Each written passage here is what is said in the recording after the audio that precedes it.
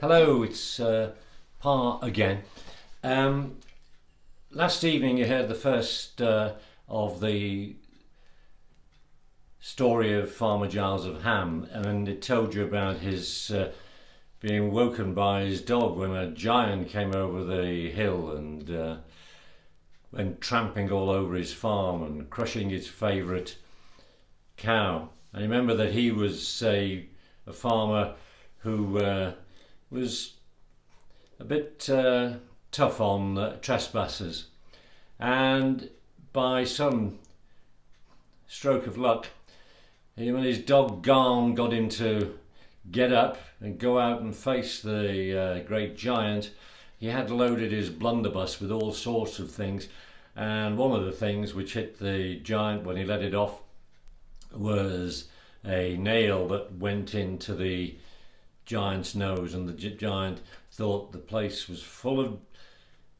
horrible dragonflies.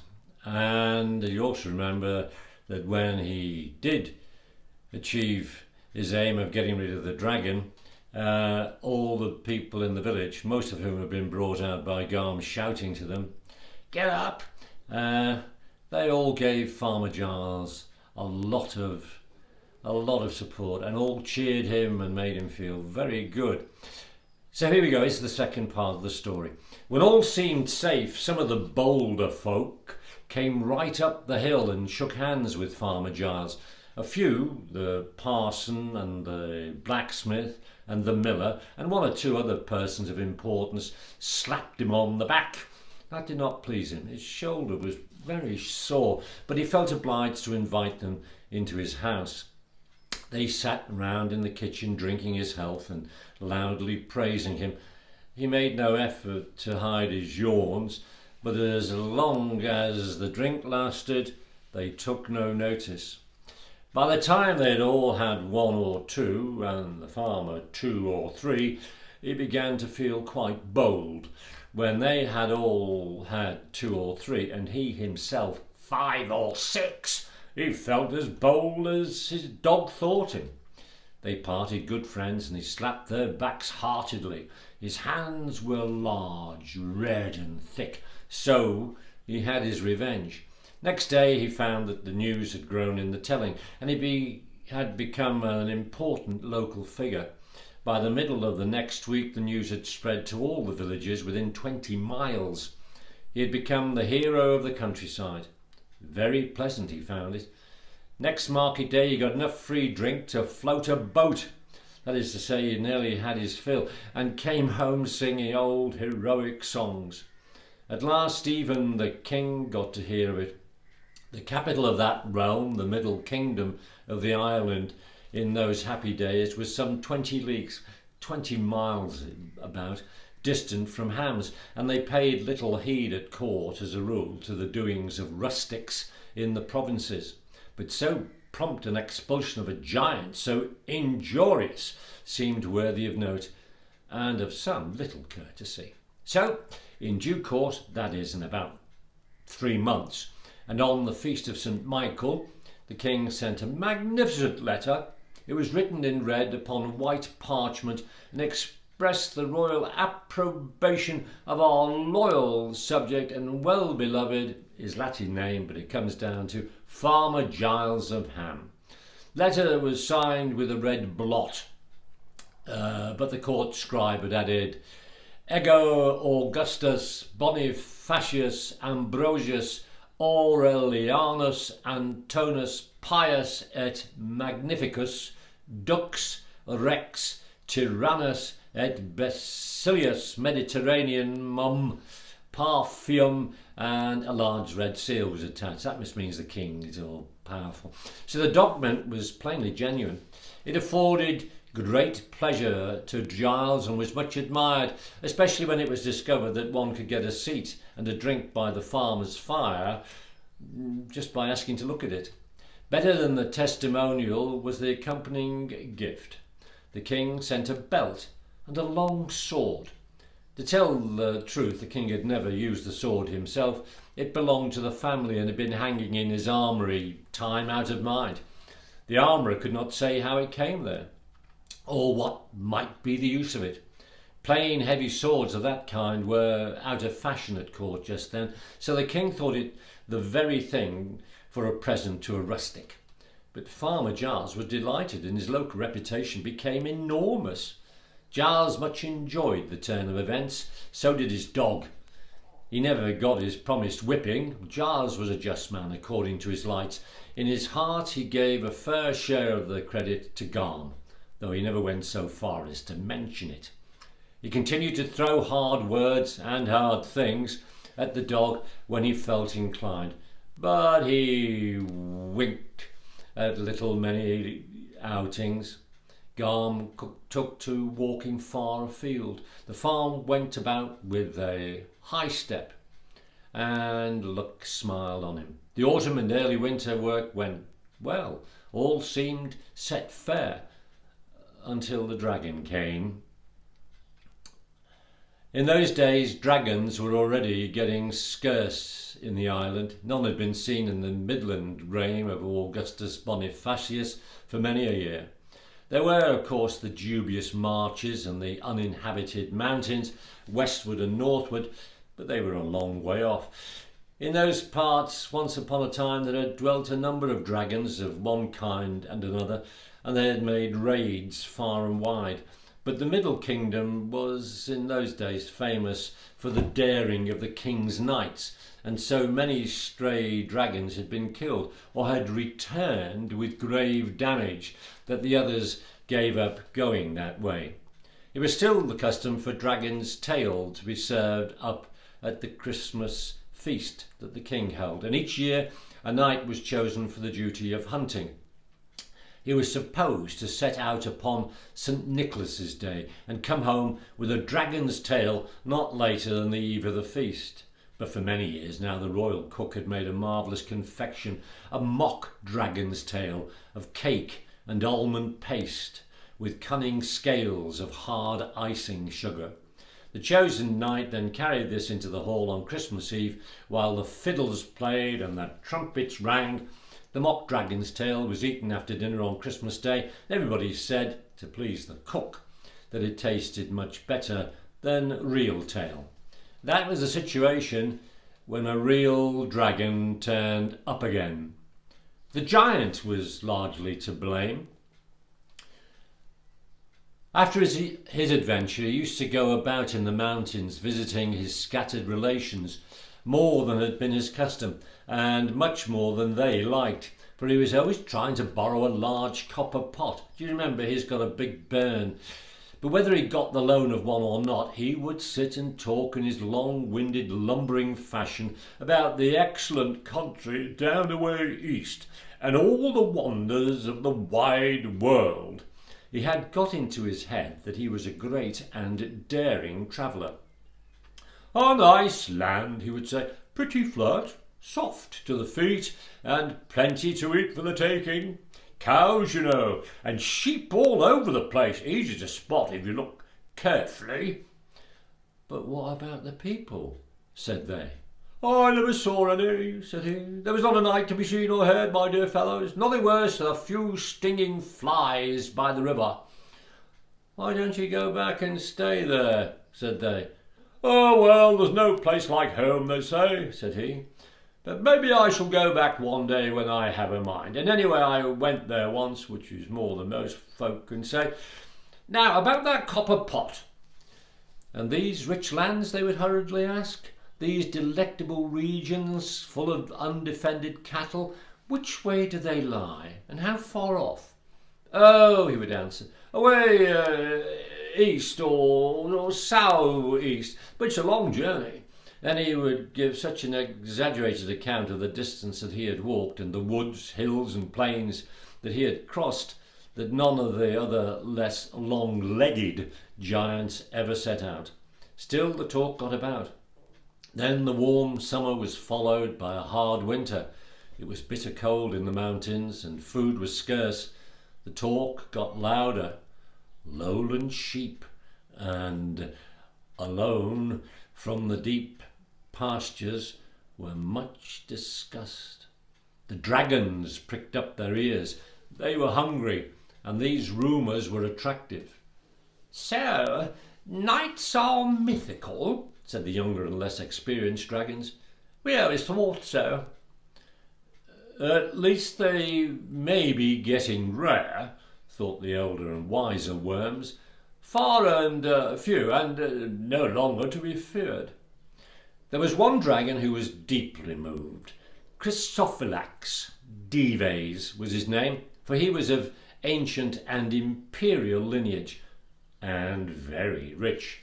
He was cunning, inquisitive, greedy, well armoured, but not overbold. But at any rate, he was not in the least afraid of flies or insects of any sort or size, and he was mortally hungry. So one winter's day, about a week before Christmas, Chrysophylax spread his wings and took off.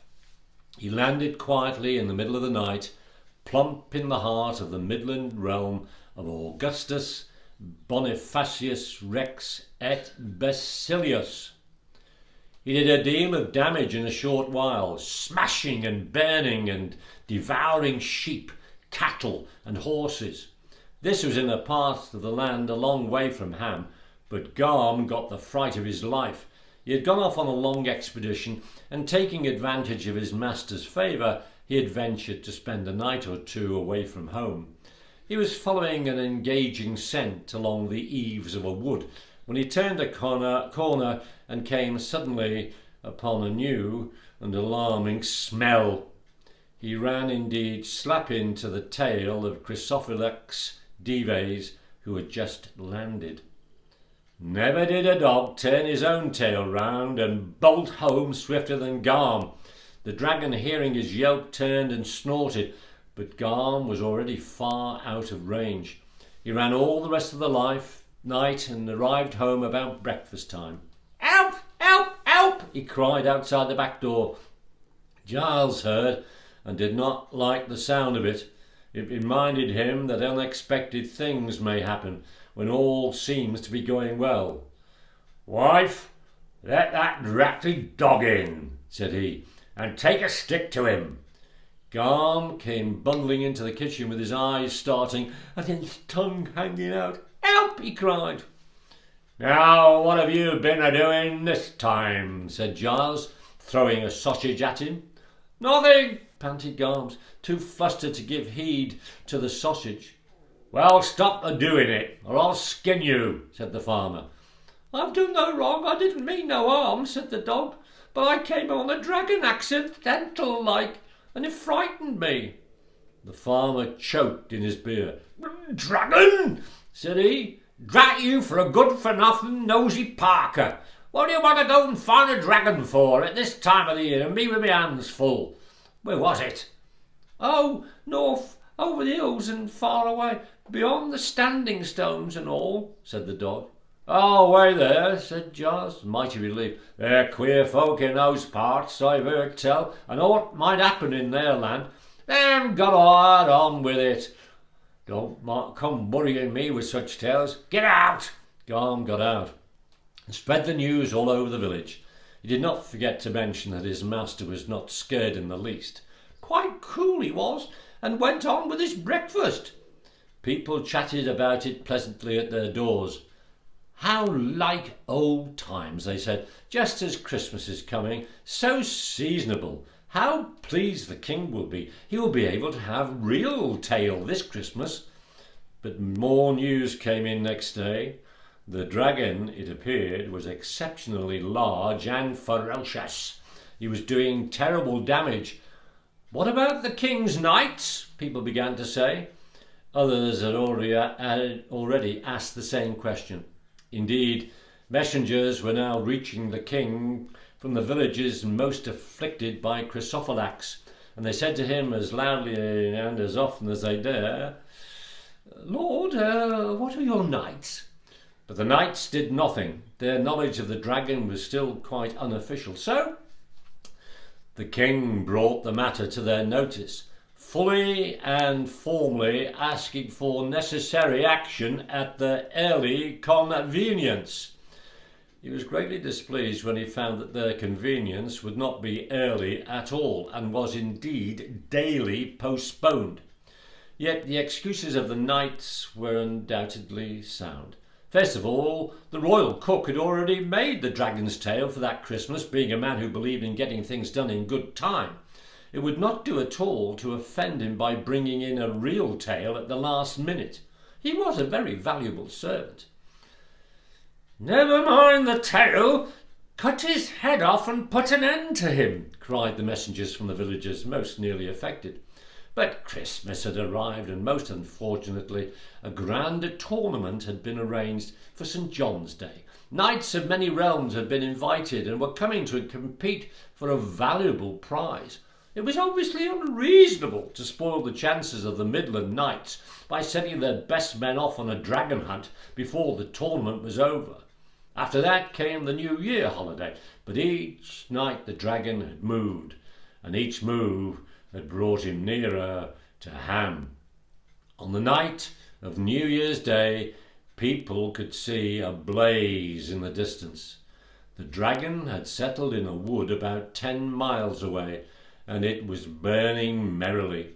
He was a hot dragon when he felt in the mood. After that, people began to look at Farmer Giles and whisper behind his back.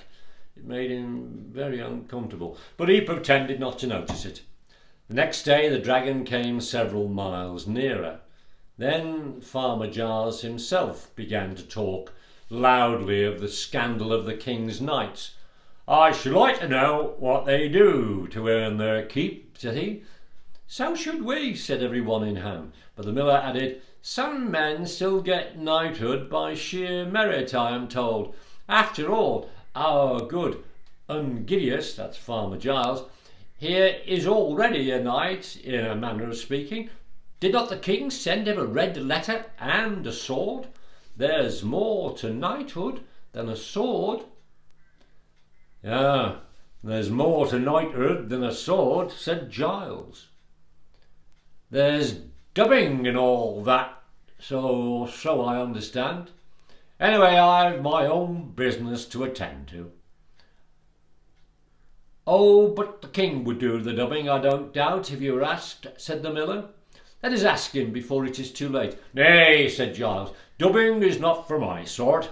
I am a farmer, and proud of it. A plain, honest man, and honest men fare ill at court, they say. It is more in your line, Master Miller." The parson smiled, not at the farmer's retort, for Giles and the miller were always giving one another as good as they got, being bosom enemies, as the saying was in Ham. The parson had suddenly been struck with a notion that pleased him, but he said no more at that time. The miller was not so pleased, and he scowled. "Plain certainty and honest, perhaps," said he, "but you have to go to court and be a knight before you kill a dragon. Courage is all that is needed, and as only yesterday I heard Master Giles declare. Surely he has as much courage as any knight." All the folk standing by shouted, "Of course not," and "Yes, indeed. 3 cheers for the hero of Ham." Then Farmer Giles went home feeling very uncomfortable.